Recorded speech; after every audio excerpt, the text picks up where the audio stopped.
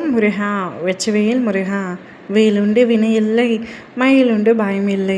என் அன்பு தங்கமே, உனக்கு ஒரு மகிழ்ச்சியான செய்தியை கூறவே உன் அப்பா நான் இன்று உன்னை தேடி வந்துள்ளேன். இன்று இரவு உனக்கு ஒரு அழைப்பு மணி வருகின்றது. யாரப்பா இரவு போய் அழைப்பது என்று கேட்கின்றாயா?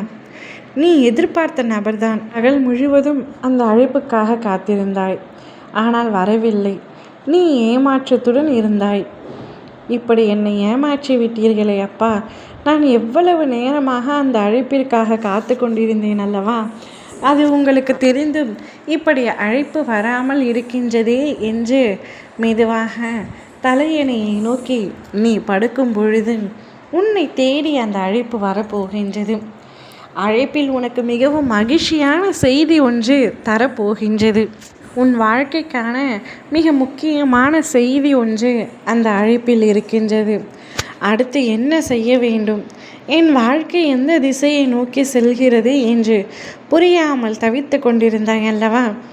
அதற்கான பதில்தான் அந்த அழைப்பு மணி. அந்த அழைப்பு பேசி முடித்தவுடன் உன்னுடைய மனதில் ஒரு நிம்மதி பொங்கும். உன்னுடைய முகத்தில் ஒரு தெளிவு பிறக்கும், சிரிப்பு பிறக்கும். நீ சந்தோஷமாக உணர்வாய்.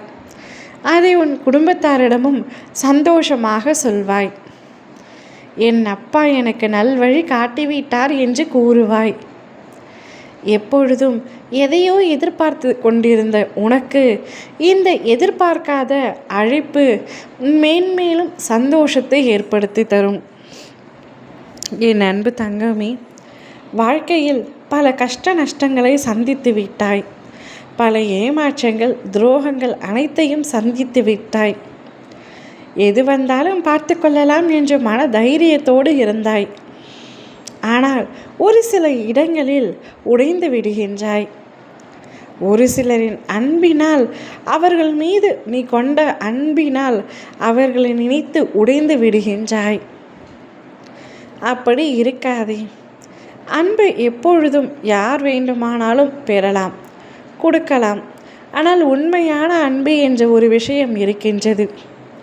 நீ உண்மையாக ஒருவர் மீது அன்பை செலுத்திவிட்டாய் என்றால் அவர்களும் அதே உண்மையுடன் இருக்க வேண்டும் என்று எதிர்பார்க்காதே. அது உனக்கு ஏமாற்றத்தில் தான் முடியும். அந்த ஏமாற்றம் உனக்கு வலிமிக்கதாகத்தான் இருக்கும். என் அப்பா என்னை இப்படி செய்துவிட்டார் என்று பின்பு என்னை கடிந்து கொள்கின்றாய். அளவோடு இருந்தால்தான் எதிலும் ஆனந்தம் உண்டாகும். உன்னை சுற்றி இருக்கும் உன்னுடைய குடும்பத்தை நேசி.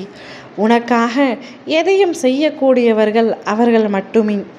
தேவையில்லாத அன்பிற்காக ஏங்காதே. வாழ்க்கையில் சந்தோஷம் இல்லை என்று சொன்னாய். உனக்கான சந்தோஷ செய்தி வந்துவிட்டது.